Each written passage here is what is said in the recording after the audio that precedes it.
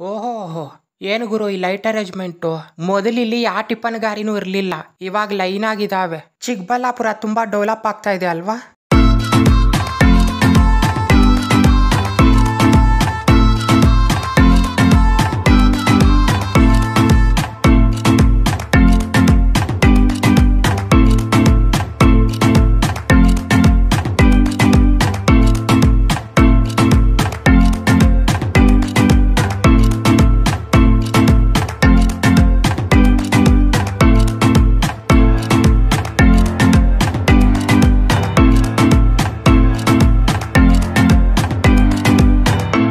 ಇಲ್ಲಿಷ್ಟು tiffin ಗಾರಿಗಳಿದಾವಲ್ವಾ, ಯಾವ್ದ್ರಲ್ಲಿ ಚೆನ್ನಾಗಿರುತ್ತೆ?